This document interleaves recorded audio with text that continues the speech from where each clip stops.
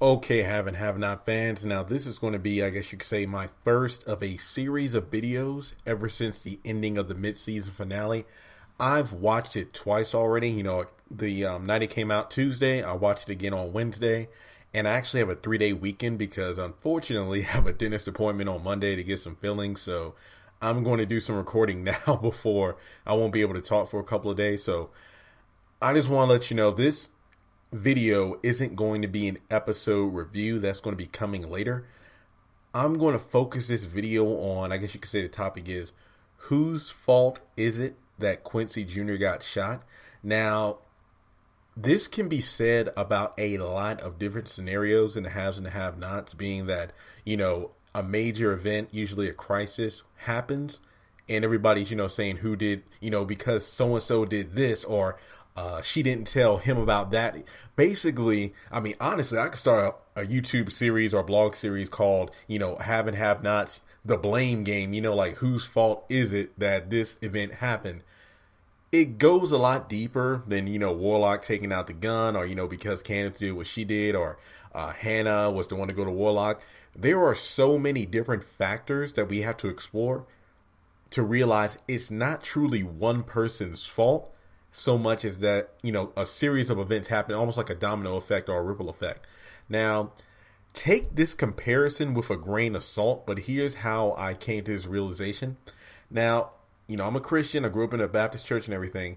And I think it was in one of my Sunday school classes when I was about 7 or 8. And I still remember this statement because it's really something that, you know what I mean? Like if you grew up in a church or, whatever religion you believe in, when you hear something as a kid that's pretty simple, but at the same time it's applicable to how you live your life. Here's what it was. I think it was, well, actually, I know. Sorry about this. I know what it was. It was, I think it was Easter service or the month Easter was in. Our Sunday school teacher was teaching us about, Jesus' crucifixion, the death, as well as the betrayal. And I think I talked about that backwards as opposed to Jesus' arrival in, Jerusalem. Then the betrayal from Judas, leading to his trial, leading to his death on the cross and the resurrection. And we all know the story. The question was, whose fault was it? It was myself and like 4 of the kids in the class. I think one of us said, it was Judas's fault. No, it was Pilate's fault for not doing anything, even though he had the power. It was Peter's fault because he denied Christ 3 times. And we all went around the room and said, hey, this is why this person is, the reason why Jesus died. And our Sunday school teacher, pretty much just said something, again, simple yet heavy. She said, when you really, all of you are right, but wrong at the same time. What do you mean, teacher? If you really look at the story closely, you'll see that, number one, it was scriptures being fulfilled. Jesus gave his life by dying on the cross. And it wasn't one person's fault. Judas did what he did. Pilate did what he did. Peter did what he did, or I guess you could say they did what they did, or because they didn't do something, that's why this event happened.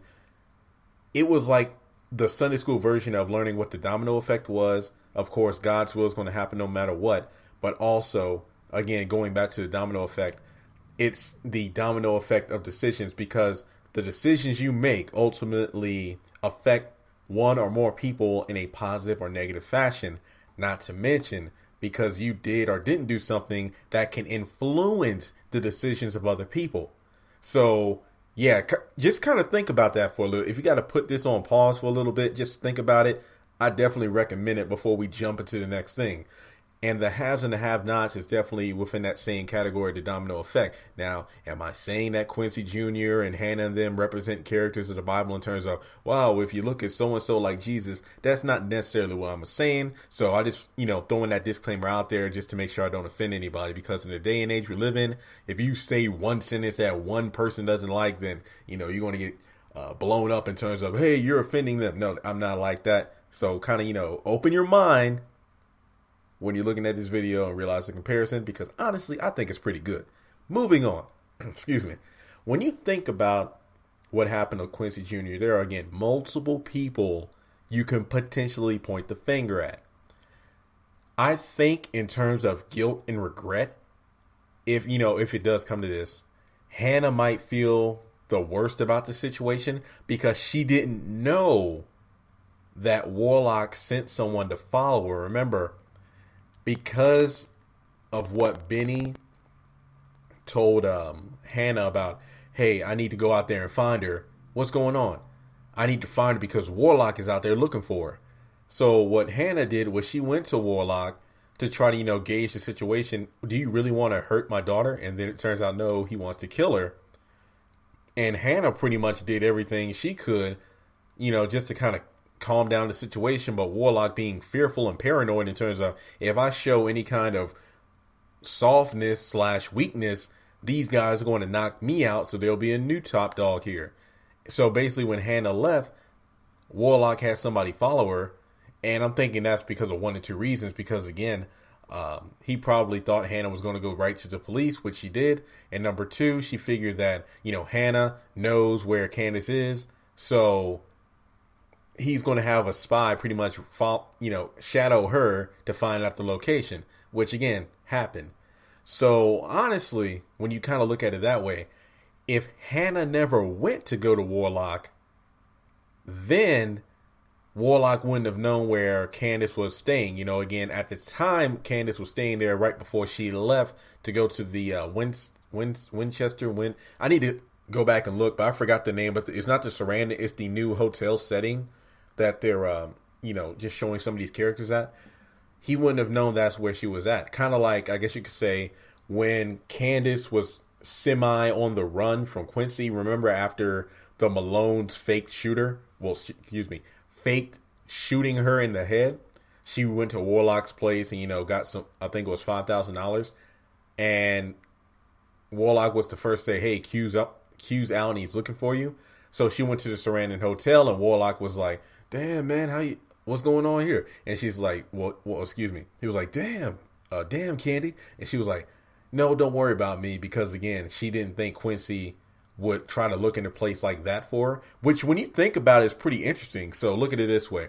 When Quincy got out and was looking for Candace, he wouldn't have thought to look in a fancy place like the Sarandon Hotel. He was just going to Hannah's house and pretty much looking at the, here we go, another brain blast moment right here, like Jimmy Neutron. When you think about it, when Quincy got out of jail, he was looking for Candace in the have-not arena. We're talking like the ghetto, Hannah's house, wherever, that kind of community that he's used to seeing Candace in. When she was really in the Sarandon Hotel in the have section of town. Reverse that around when you're looking at, when Warlock is looking for Candace. He's looking in the have part of town, I believe. Yeah, because he actually went to the hotel that Erica was staying at first, as opposed to, oh snap, Candace is, staying at this rundown motel with, her family. So I think that's a pretty interesting throwback. I don't know if Tyler did that on purpose, but it wouldn't surprise me if he did do it that way, just because, again, the writing is so tight with the series in terms of, one moment, this character's on one side of the tracks. Next thing you know, they're on the other side, and then back and forth and so on and so forth. So we're looking at it that way in terms of, because Hannah went to see Warlock, that's how he found the location of where they were staying at. Yes, Candace wasn't there, but again, the fact that Hannah's actions led to Warlock finding out to where they were staying ultimately led to Quincy being shot. But again, I need to relook at the scene. It was kind of hard to tell because blood was kind of splattered everywhere. And again, some of y'all in the comment section might have, already figured this out. Was Hannah shot, or was it just blood from Quincy being shot all over her shirt? I really couldn't tell. I mean, she was kind of emerging from the bathroom kind of slow. But then again, due to the magnitude of what just went down, it wouldn't surprise me. And she was so shaken, she couldn't even move until, Benny opened the door and then saw, what happened to the baby. So I guess you could say that's why Hannah might feel the most guilty. But again, that's only if she either figures out or somebody mentions like, hey, how would Warlock know where we were? And it's like, oh my God, because I went to where he was, he must have had me followed. If she finds out that, her actions were what happened in terms of that's how Warlock figured out where they were, I know that's going to haunt her for the rest of her days, especially if Quincy is indeed dead. Now, moving on to Warlock himself, I mean, obviously him being the one with the gun, him the one crashing through the door and starting to fight and then shooting everything up. Obviously he will be the easiest one to point the finger at. But at the end of the day, it really goes back to Candace. And again, this isn't me saying that all the fault is on her. But if you look at the beginning of the domino effect, basically that first well, if you want to call her either the first domino, or if you want to call her the hand that flicked the first domino and caused the entire thing to fall down. I mean, honestly, all fingers pointed to her, because if she hadn't double crossed Warlock in terms, lying about the amount of money she had multiple times and cheating him, I mean, this wouldn't have happened. But at the end of the day, when you really think about it, you can also point the finger at Mitch, because if Mitch hadn't had those, his connections to Malone / police, putting the dope inside of Warlock's car. But I believe he got the dope from his resources, planted the drugs in Warlock's car himself, then had the police stop him and get him arrested. I don't think Warlock would have came after Candace to begin with, because again, he got the $2 million, I believe. Yeah, the $2 million from Candace, because that's right. She got the money from the bank in cash, gave it to Warlock, and pretty much they patched things up. Yeah, things wouldn't really be the same between them again, but Warlock was said, hey, Candy, we're back to where we were. We're cool. Everything was all good. But after he got arrested, then he got, thought that Candace was the one that set him up. Then learned from Jim that it was $7.4 million, not $4 million, not $500,000 like she originally said.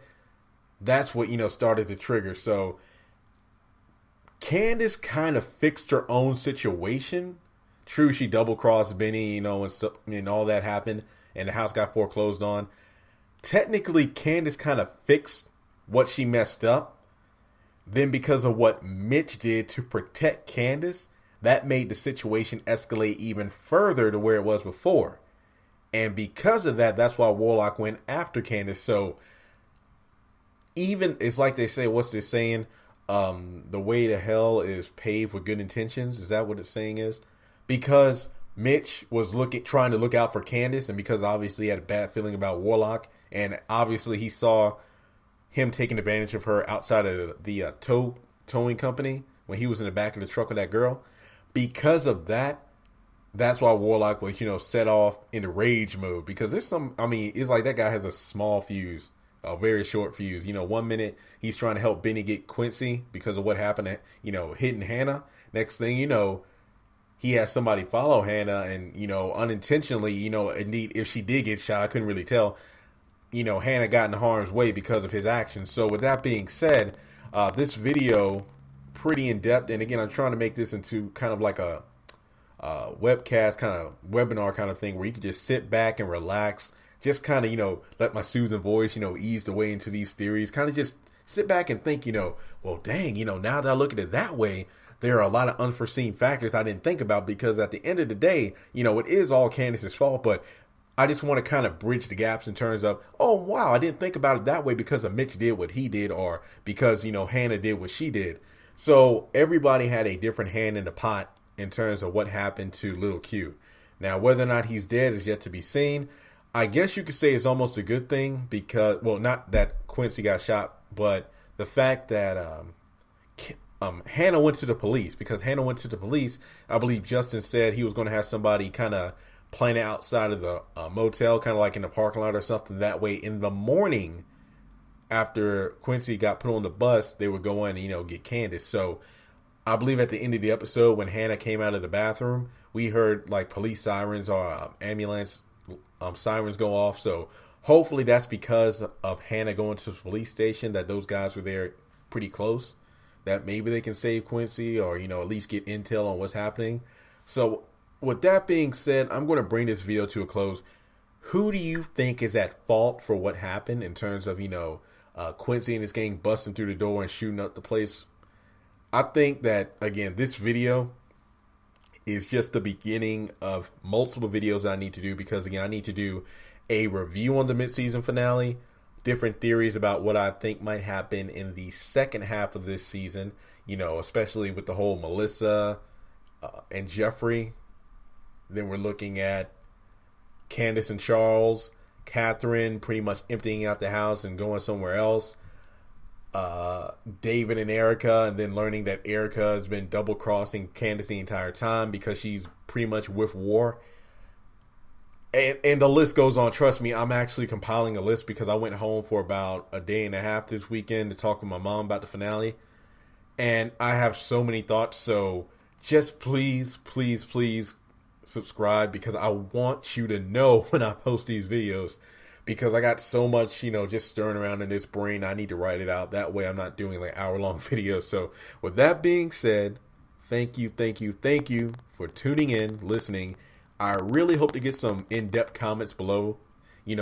Instead of just saying, Warlock is at fault, Candace at fault, kind of go into detail. Let me know why you think this person is the reason that event happened. So with that being said, I'm bringing this to a close finally, and you all have a wonderful day.